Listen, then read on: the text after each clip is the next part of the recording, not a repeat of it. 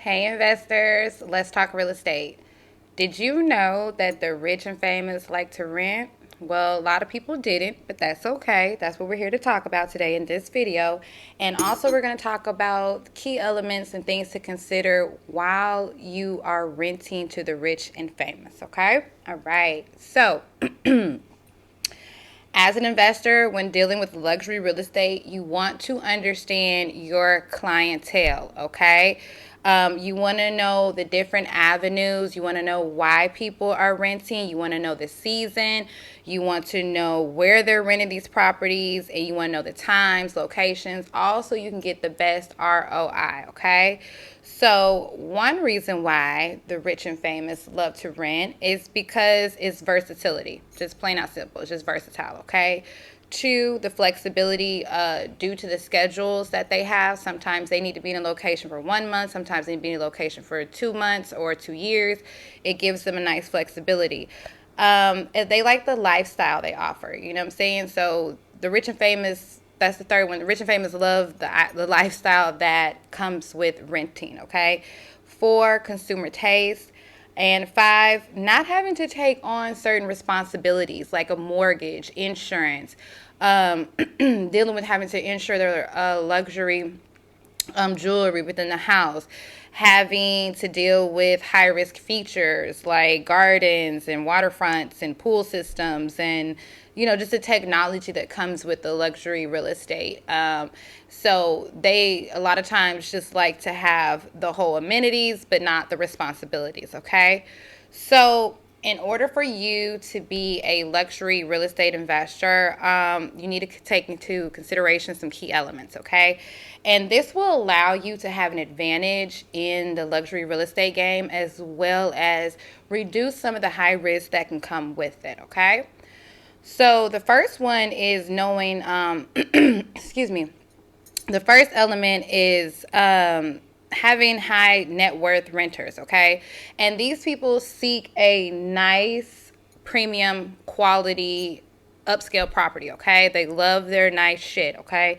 And they like for it to be, with the flexibility of short and long term. And for instance, they use these homes for like corporations, vacation homes, entertainment purposes. So when you are doing this as an investor, you can cater your luxury rentals towards these type of clienteles and these corporations, so that way that's an easy target for you, but that way you can attract that type of audience, and that way they will come and potentially be a lead for you as a potential renter, okay? Two, second element is the season of events. I'm sorry, in renting locations. Okay, so for instance, here in Memphis, Tennessee, we have a thing called the FedEx St. Jude Championship. Okay, it's the PGA, and we have also other golf tournaments that come around here as well.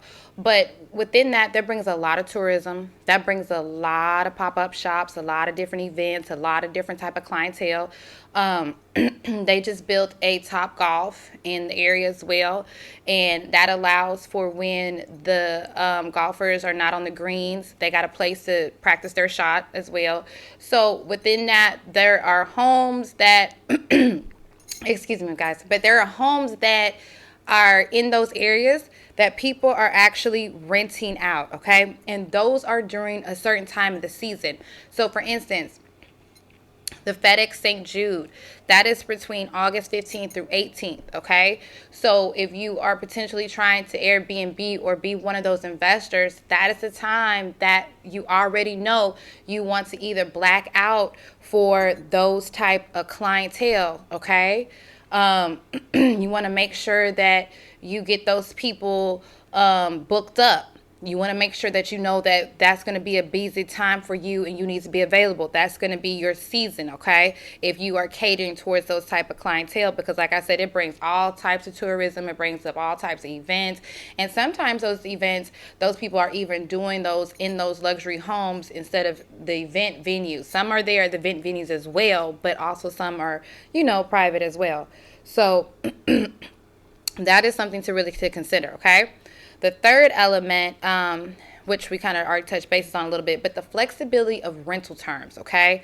So contracts, understanding how your clientele work, understanding that this type of clientele deals with a very rare type of schedule, okay? So they may need to rent your home for only maybe a week, a day, or excuse me, possibly a year, possibly 2 years, okay, depending on what's going on.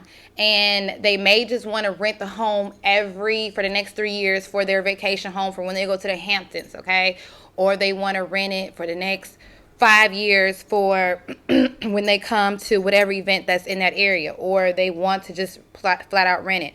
But you want to have the flexibility for that, and you want to be able to have those contracts airtight, and you want to make sure that you want to have flexibility because it allows the renter agency to work with you more as well, and it allows everybody to kind of win, okay?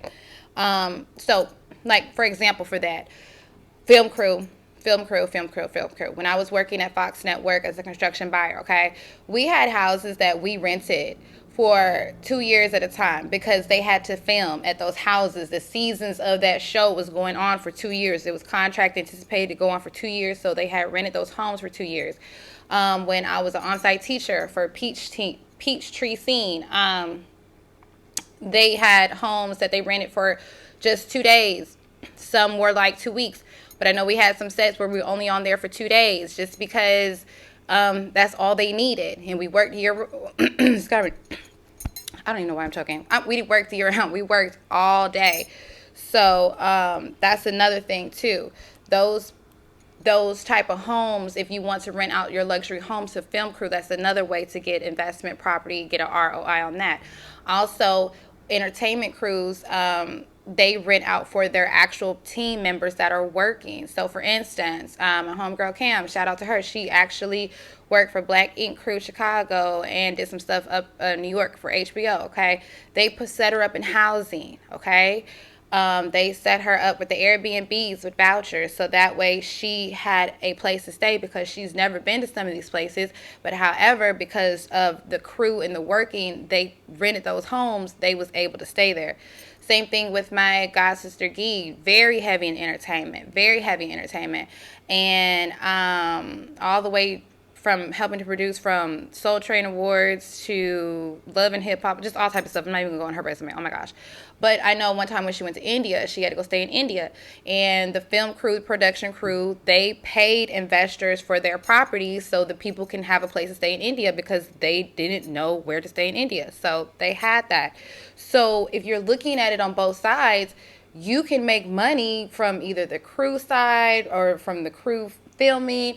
And that's just an avenue to look at for when your homes are not in season for other things being rented. You see, so it's just kind of keeping your home and your investment property in the luxury realm rented year around, okay?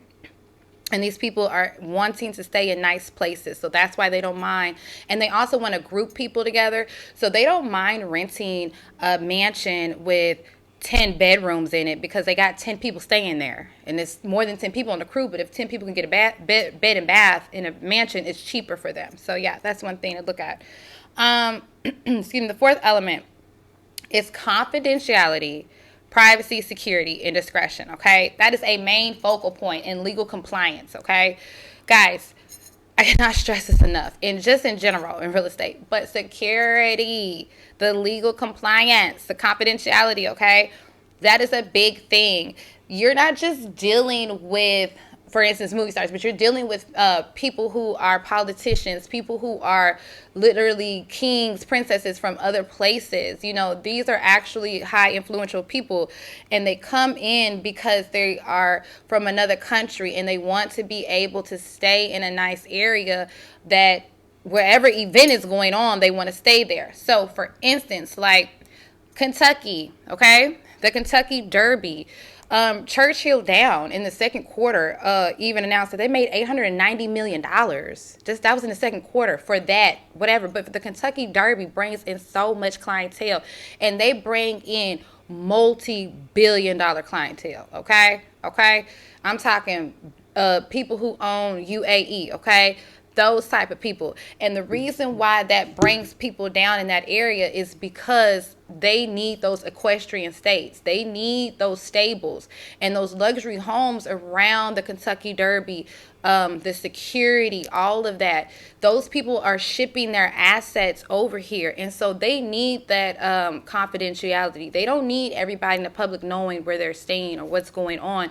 And they also need those multi-million-dollar investments for when they are running them racing them horses, doing whatever, you know what I'm saying, protecting them big ass hats they wear.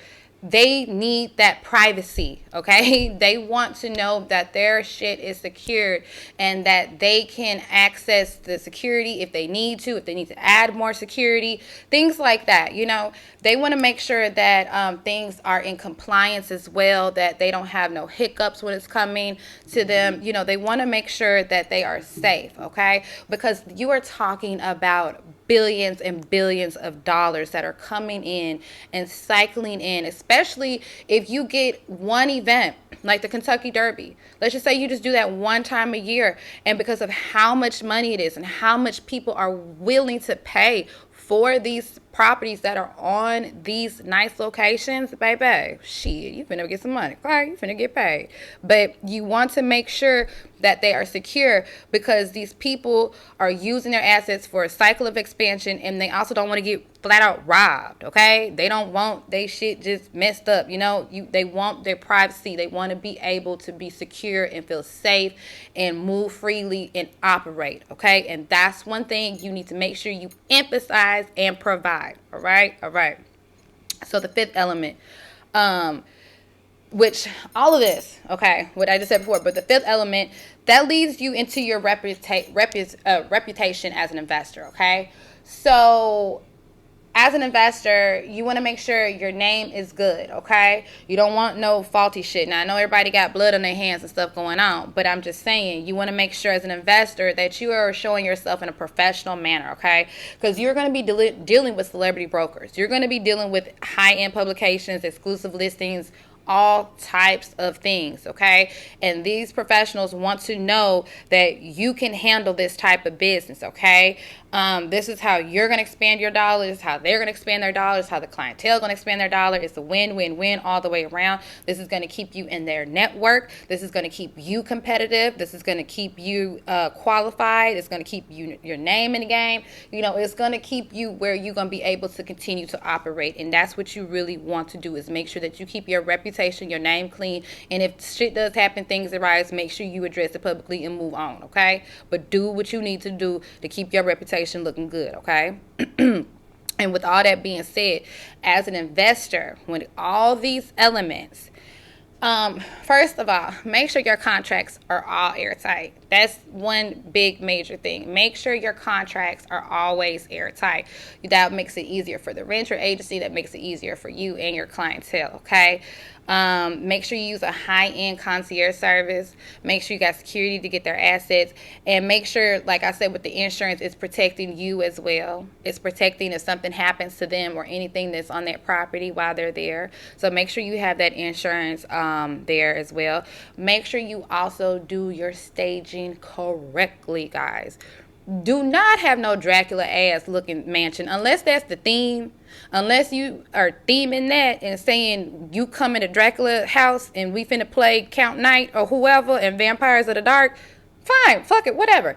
But don't have that shit looking like some stuff you just found out of the boogeyman's garage or his basement or his storage, okay? You do not want to look like Miss Moffat's storage, okay? You do not need Silence of the Lamb furniture up in there, okay? Get you some nice shit, okay? This is a lifestyle. This is what you're selling. This is your profession, okay, guys? Understand that. Have confidence in what you're doing. Get a stager, okay? If you don't know what the hell you're doing, you don't know how to decorate, please don't try. Please don't try. Get somebody professional who can show you and guide you, and then maybe you can add a bit or two and they can say yay or nay. But don't go in there blind. Don't go in there and don't pick things that you necessarily 100% like. Unless you know style and know what you're doing, don't be picking shit you like, because your shit could be boogie woogie too, okay? So chill. So make sure you have your stuff correct and right, and make sure you have it right, because you want this to display the most professional, the most beautiful, the most quality showcase you can for that property. You want that property to be a statement piece. You want people to be memorable there, because people are coming to these homes to make memories, to work, to do things, and you want them to say, you know what, I like that home. I want to come back to that real estate investor. I want to come back to that house, blah, blah, blah, blah, blah. And you want to be able to continue to recycle your clientele to expand your dollar, okay? So make sure you do that. And also, with that being said, as an investor, with this high-end clientele, you're going to get different types of requests, okay? You're going to get some wild shit asked of you, okay? But just make sure that you are available, because this is what you're signing up for, okay? Now, things that they would be asking for besides chefs, nannies, dog sitters, bartenders, for when they have like 2 or 3 day events at the house, or staff. It'll probably be more like making sure they have the right stuff so they can get their cars shipped from wherever they're coming from to over here, things like that. Making sure that they know how much security is there, if they want to add security, if they need accommodations for their kids, party accommodation, things like that. You need to be available to help to accommodate certain things, because this stuff is going to be on your property. You just don't want to let it go.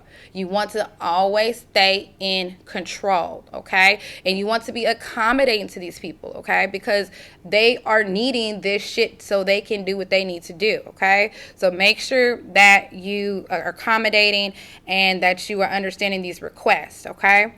And with that being said, with your request though, make sure you do have your boundaries, okay? I'm not telling you to go find an elephant out of a monkey's ass. I'm telling you to make sure you do what you're supposed to do, because you're going to get some wild requests. But because you're new in the game, it may seem wild at first, but then when you realize this is what they're doing, this is their lifestyle, it's going to be normal to you, second nature, okay? Customs is going to be easy for you, okay?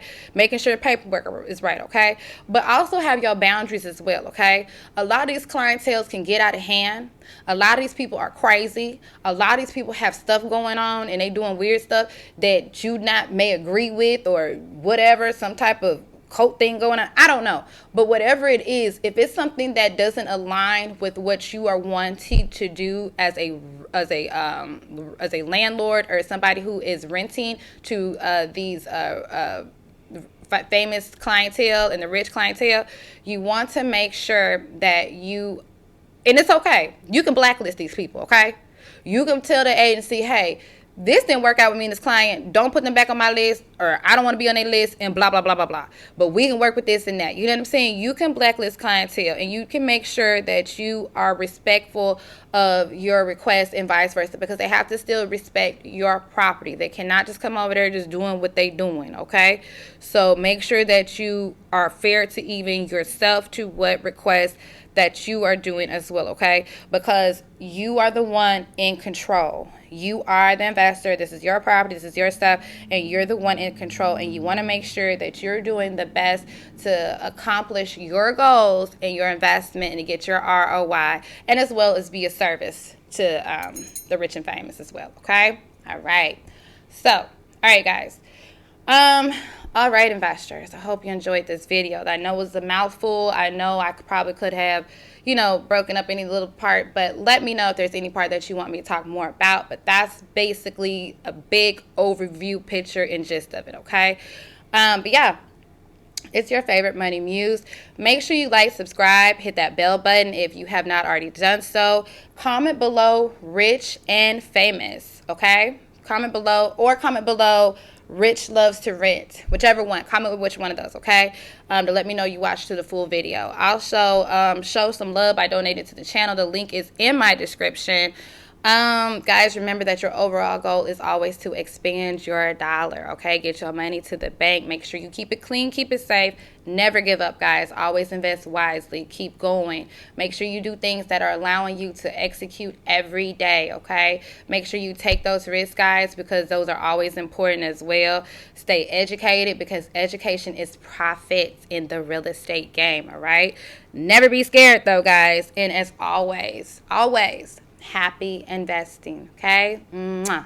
Love you. Bye. Oh, wait, hold on, I got to turn off.